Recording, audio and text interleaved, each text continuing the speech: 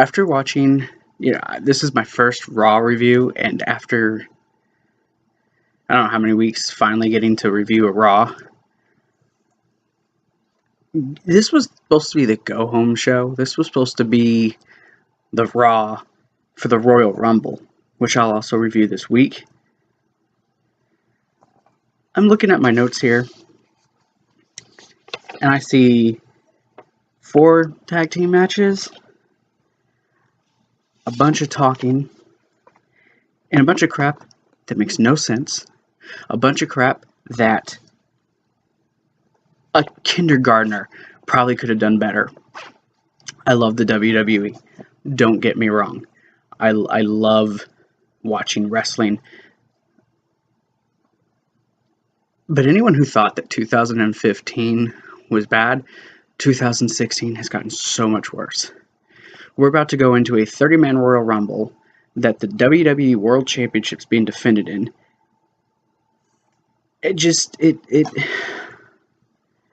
I'm at a loss for words. I really am. And I'm not going to try to get ahead of myself. I'm going to try to go through this segment to segment, give a quick thought or two on each one, and get this over with, because quite frankly, I'm tired. I don't feel like dealing with the BS.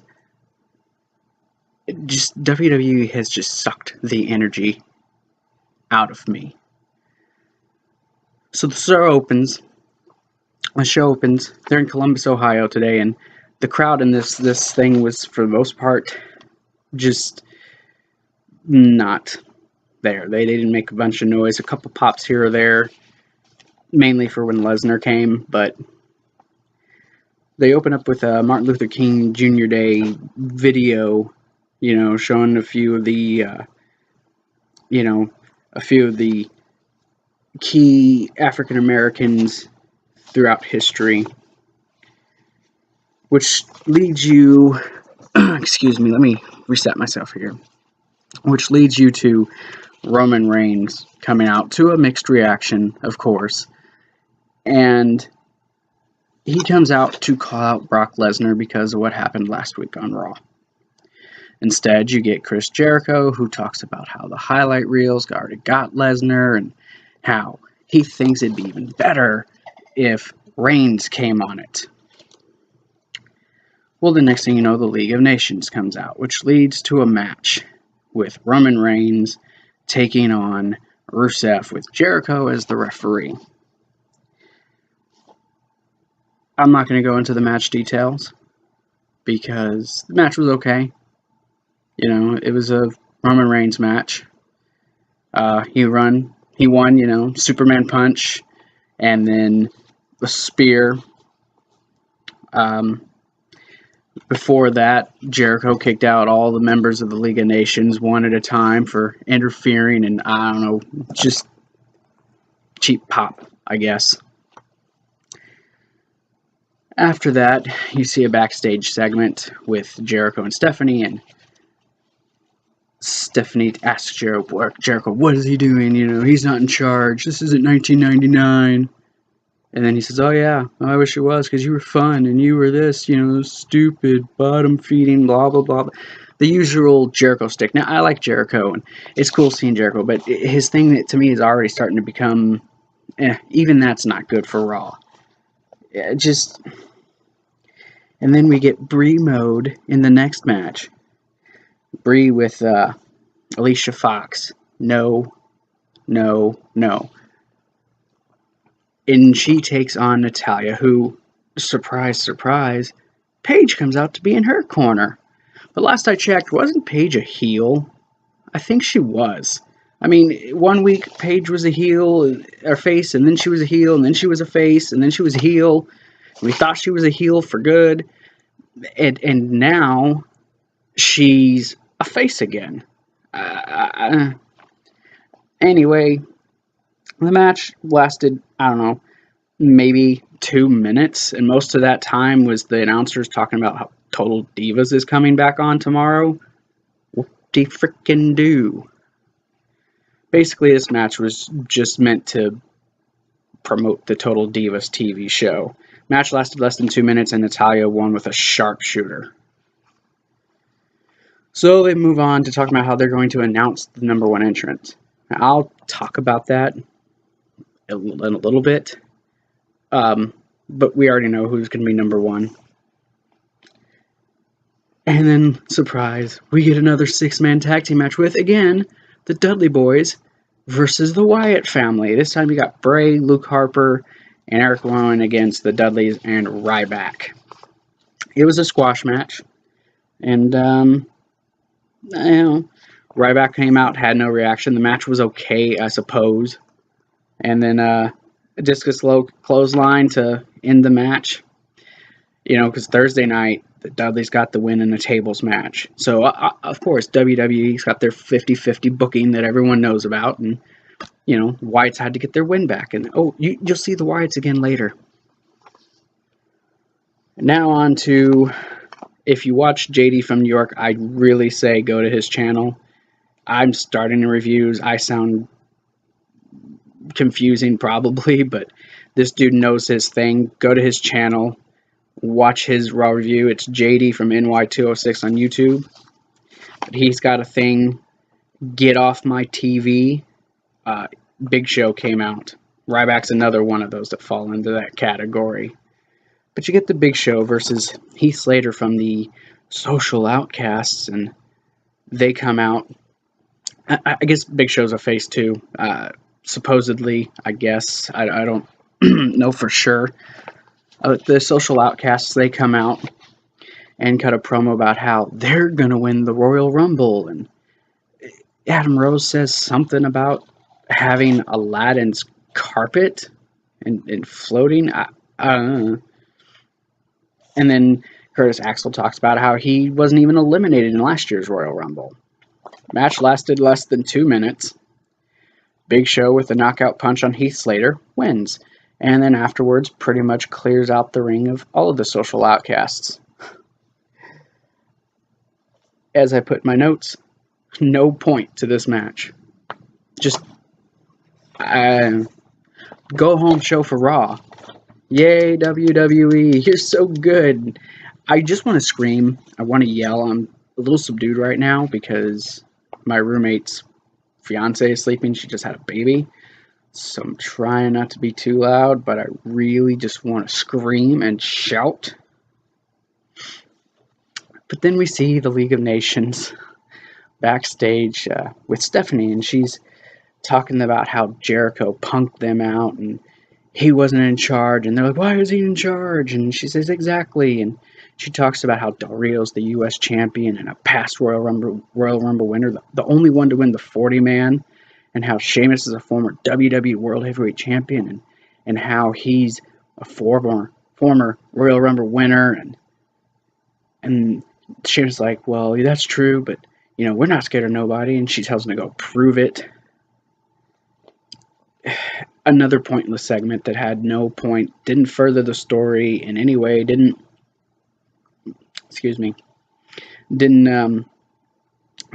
add anything to the Rumble.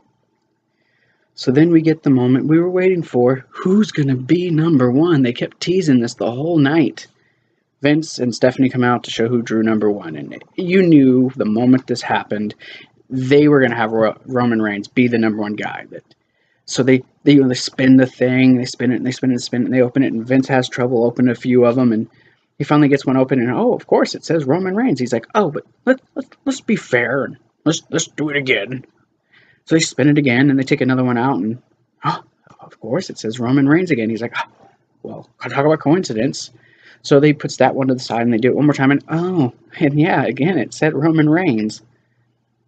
You knew every single one of those said Roman Reigns. There was no point in doing this. They could have just came out and said, Roman, you want to be a man, it's one versus all. Face the whole roster. You're number one. Instead, they had to make a fiasco about it.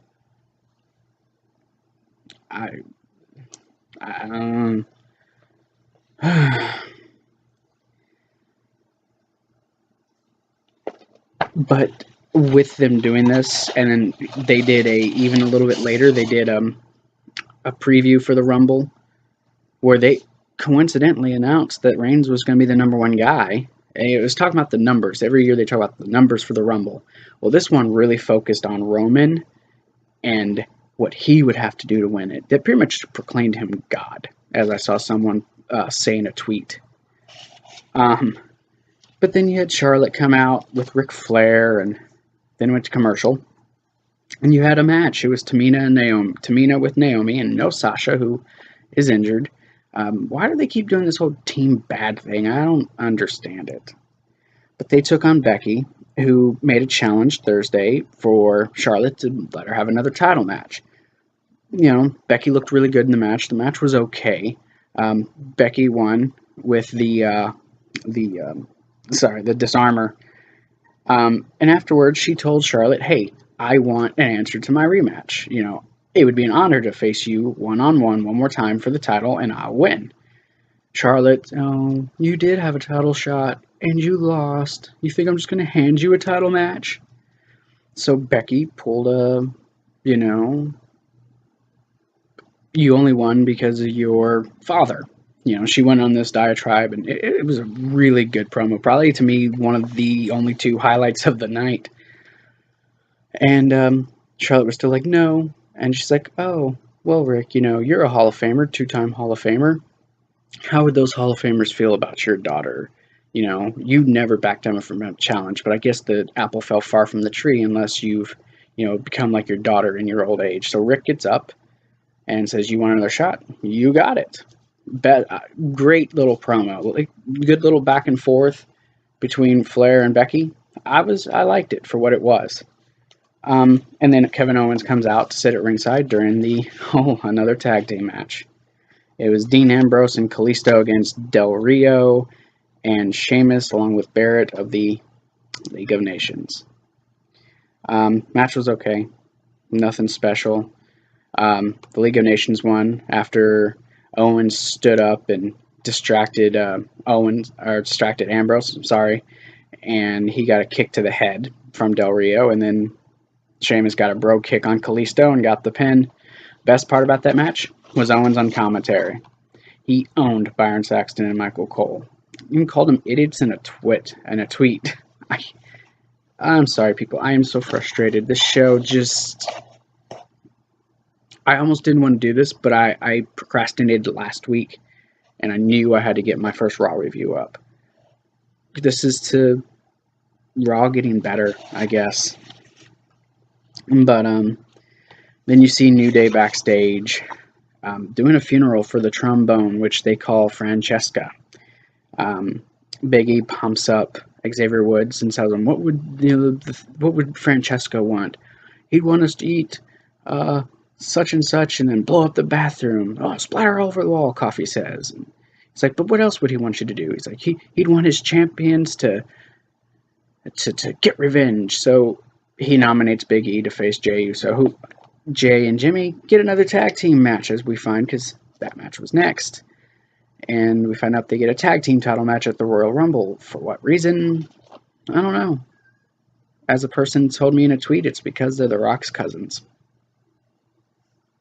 Okay, moving on.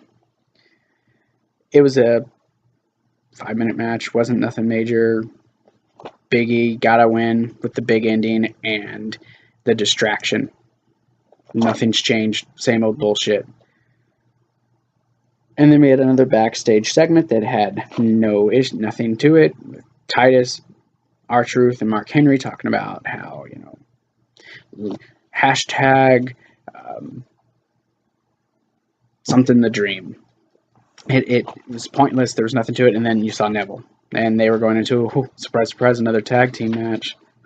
You're going to hear me sarcastically say surprise, surprise a lot. Yep, it was them against the Ascension, Tyler Breeze, and Stardust. This match lasted maybe 8 minutes at best.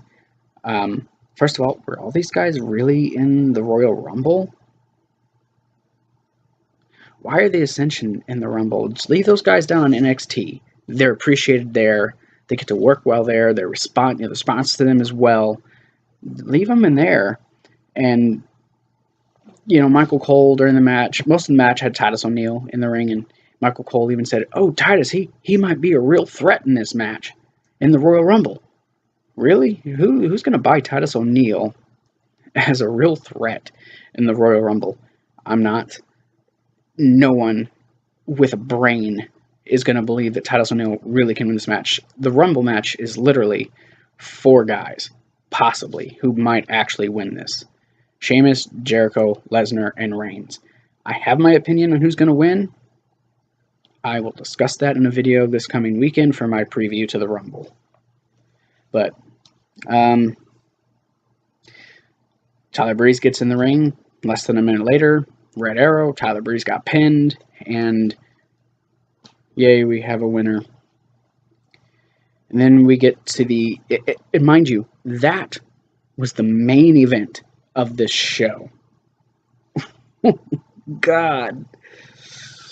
Oh, Jesus. This Raw was horrible. And then we get to the highlight reel, and Jericho comes out. Heyman comes out, starts talking about Brock Lesnar. He's going to win, and why he did what he did last week, and, taking Roman. And I kind of stopped watching at this point. I know League of Nations ended up coming out, and Lesnar came out, and he pretty much destroyed the League of Nations by himself. He got speared by freaking Reigns, and then Reigns got beat down. Something happened. Like I said, I stopped watching at this point. I really stopped caring. But then the Wyatt family came out at the very end. I remember this part because I actually kind of paid attention to this. Wyatts came out. The ring was already cleared at this point, and they whooped up on Lesnar. Now, it's going to be hard to believe that Bray Wyatt legit has a chance to win this with the way they've built him for the last, I don't know how many weeks. But I did like them putting him in there, and I did like them building it to look like he actually did have a legit chance to win. So it made a little bit of intrigue. I think this might be setting up for a WrestleMania match, which is, in my opinion, the only reason Lesnar's in the Rumble is to set up for his WrestleMania match in April. So, that was pretty much the final segment of Raw. Jericho got in a few words about, well, he'll win, and then it was probably one of the worst highlight reels I've ever seen. So, that's pretty much it for Raw. If I was to give an honest rating and an honest overall opinion on this Raw, they could have done so much better. For a go-home show of Monday Night Raw, I could probably go on for another 10-15 minutes about this, but why? Why waste my breath? Why utter another sentence about it when it's not improving? It's almost as if WWE and Vince McMahon don't care. They're like, yeah, we know what you want, but that's what we think. That's what you get, because I'm Vince McMahon and I'm Kevin Dunn, and we're going to do what we want. It honestly, this was supposed to set up the Rumble match. You found out about Ambrose versus Kevin Owens in the Last Man Standing for the title at the Rumble. Really, that's the only match I'm honestly looking forward to. I just want to see the Rumble to see what they try to set up for Mania, if they even do that. So, my rating for Raw is, I've thought about this throughout the entire night, and I just kept having to duck my head down, and just my Wayne kept looking over at me while I was watching this, and all I could do was just try to hide my face because it just sucked so bad. I give Raw, honestly, a 3.4 out of 10. 3.4. It was, and I only give it those because of the Owens and the Becky Lynch segment in that match. That's it. So that is it for my first Raw review. If you did like this video, hit the like button. You can subscribe to the channel at the YoBro Gaming and Reviews on YouTube.com. Follow us on Twitter at Zakk2002, and you can follow Wayne on the PlayStation Network at Punisher Slayer 19. Thank you for your time. I'm so sorry you had to watch Raw if you did, and if you skipped it just to see this, you're a smarter person than I am. God bless America, and I will see you all later.